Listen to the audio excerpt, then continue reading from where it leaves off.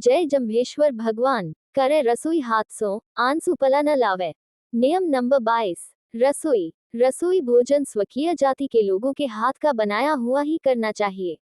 सर्वप्रथम जब श्री देव जी ने बिश्नोई बनाए थे तब उनके सामने ये समस्या आ गई थी कि जो अपने पीछे परिवार के लोग बिश्नोई नहीं बने हैं, उनके साथ भोजन कैसे किया जा सकता है, क्योंकि उनकी क्रिया आचार विचार शुद्ध नहीं थे।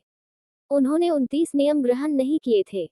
इस समस्या का समाधान देते हुए श्री जम्भदेव जी ने कहा कि भोजन आप लोग अपने आप ही बनाकर करें।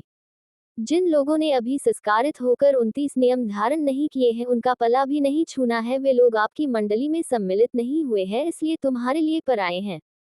उस समय यदि वह नियम न बतलाते तो ये पंथ आगे नहीं चल सकता था।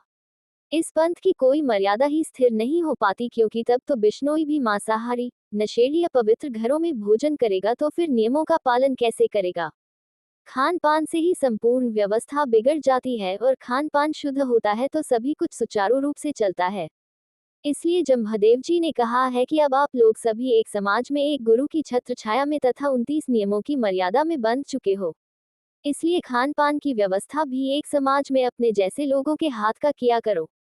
चाहे प्राचीन काल हो या आधुनिक समय, भोजन जल तो शुद्ध होना ही चाहिए। इस बात को प्रत्येक व्यक्ति सहर्ष स्वीकार करेगा ही।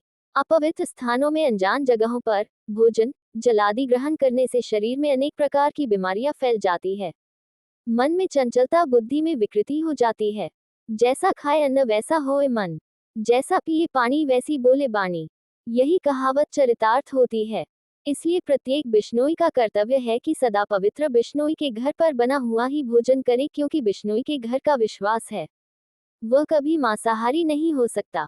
अन्य लोगों के घर जहां नियमों का पालन नहीं होता है, वहां का जल ग्रहण न करे, यही जम्भदेव जी की आज्ञा है। हरि ओम विष्णु।